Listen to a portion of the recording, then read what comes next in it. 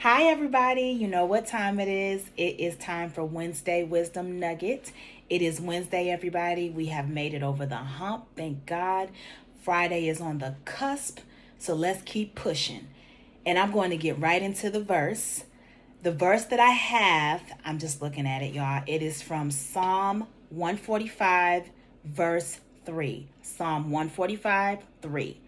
And it reads, "Great is the Lord, and greatly to be praised, and his greatness is unsearchable." His greatness is unsearchable. So the topic of the day is relinquishing control. So that means relinquishing means forfeiting. Forfeiting means giving up control.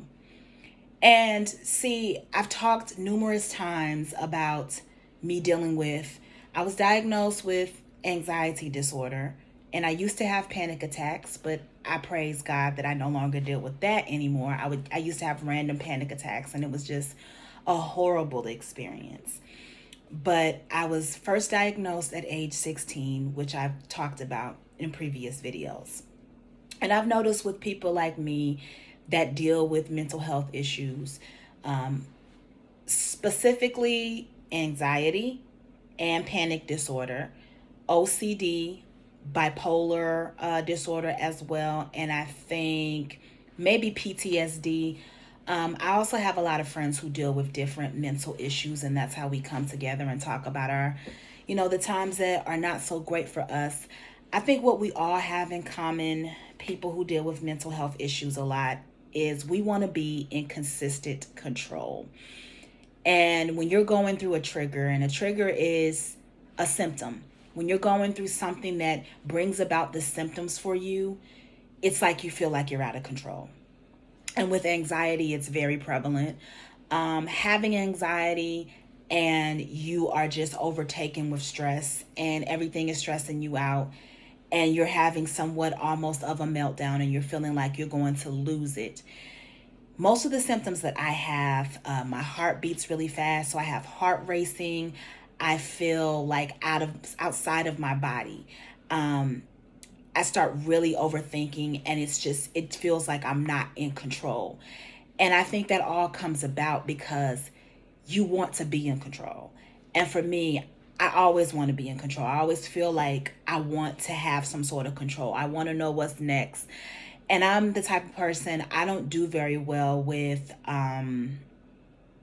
unplanned things or things where I'm not very familiar with what's going on.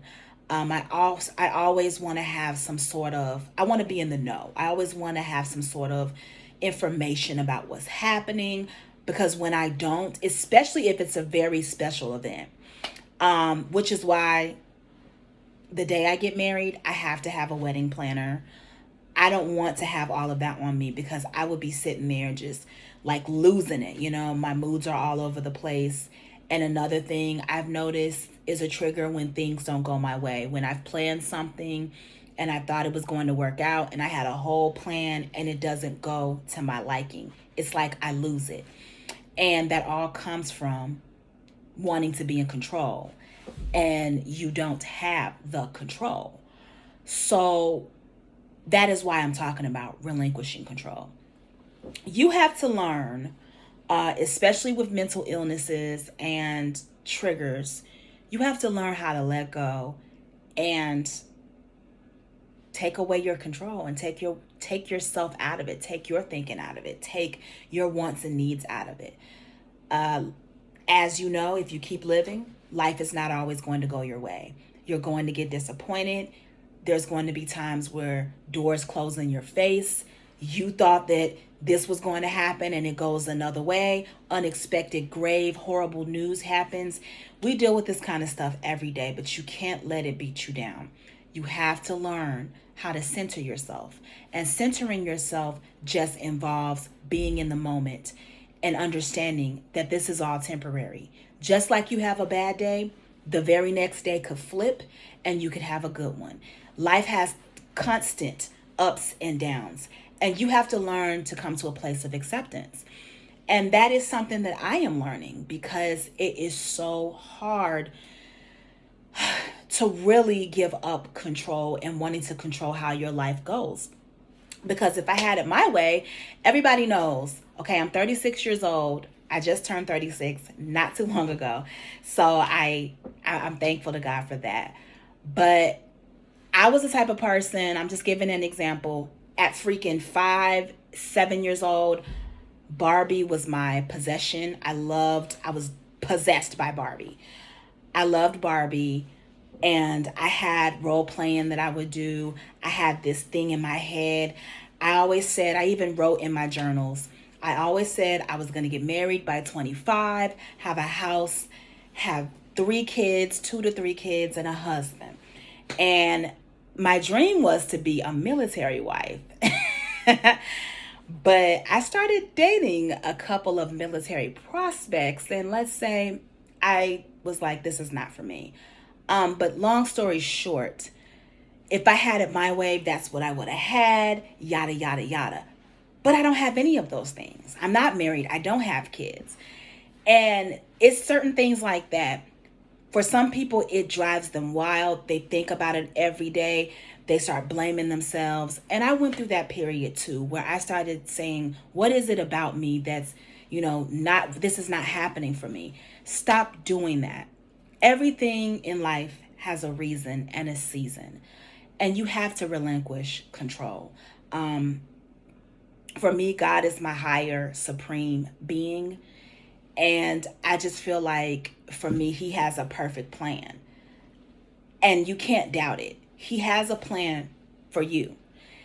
And I mean, I just feel like with people, I think we're our own worst critics. We are our own worst enemy. And I think if you can stop beating yourself up with the inner talk, the inner criticism, and learn how to mute all of that out. Learn how to get rid of all that empty stuff in your mind. That's why it is very important every day to get quiet time. Every day, make sure that you, whether it's a quiet room, set it up, a meditation room, a prayer room, or even if you're at work and you have to go to the bathroom. There were jobs I would go into the bathroom and I would sit in 5 minutes of quiet. I would put my headphones in my ears, listen to gospel music. I would pray. I would have my Bible, even if it was on a 15-minute break, that was time. Make time for yourself to silence your mind, quiet your thoughts, be in a place where you can center yourself. Every day, you need time for everything to be still, peaceful, and quiet. Because that quiet time, it really makes a difference. You can get all of that clutter out of your head, all of that clutter out of your spirit. It helps to change your mood. And my mom talks about deep breathing all the time. And, when she feels overwhelmed, she deep breathes. That's actually a meditation practice. So anytime you feel really anxious, anytime your heart is racing, anytime you feel outside of yourself and you don't feel like yourself, like you're not thinking clearly, you're just feeling like you're going to have a nervous breakdown. All you have to do is breathe in and then count. I count sometimes anywhere from 5 to 10 seconds. And then I hold it in and then I release it. And you see how that feels? It centers you. It helps you to see the full picture. Because what you don't want to do is get outside of yourself and you go way to the left. And then a lot of the times we're overthinking, and then we turn around and everything is already worked out. So all of the time that you're spending about to have a nervous breakdown, it's already being worked out. You're just choosing to focus on the worst possible outcomes when you need to focus on the best possible outcomes. And you have the power inside of you to control your thoughts. You have the power inside of you to control your mind. You have the power inside of you to literally control everything. You don't have to be on social media every day. You can even censor what you see on your news feed, on your timeline. You can censor what you have on your TV. You don't have to look at TV every day. Pick up a book. You can read, you can go to the library. There's so many things that you can do to center yourself. Just because you're in a world full of chaos does not mean that your mind has to be filled with chaos and you have to act like you're in chaos. No, all you have to do is set up a plan every day to find your center, find your peace, fight. That's what you need to control. You need to control what you listen to, what you react to, and also what you see every day. And if it's certain people that you know they work you up inside, why are you around these people? Distance yourself from these people, take breaks if you need to, but it's time for us to take accountability and it's time for us to do the work. That's the only way that we can overcome some of these circumstances, especially when it comes to our mental health. And that is also relinquishing control of basically having a full-blown panic attack or having an episode if you deal with bipolar disorder or if you deal with any other type of mental illness that keeps you from having an episode. You also have to do the work. I personally do not believe in medicine. I do not believe in taking pills. I feel like I can will myself inside to center myself and make it better. But that's not for everybody. Some people feel like they need the medicine. And my thing is, you can't solely depend on medicine all the time. And I talk to people all the time that are like, well, I take medicine, but it doesn't do a whole lot for me. That's because the rest is up to you. You have to learn how to just breathe and let things go. You have to learn how there's things in our life that we can't control. So that means you have to control the way that you react to it and you think about it.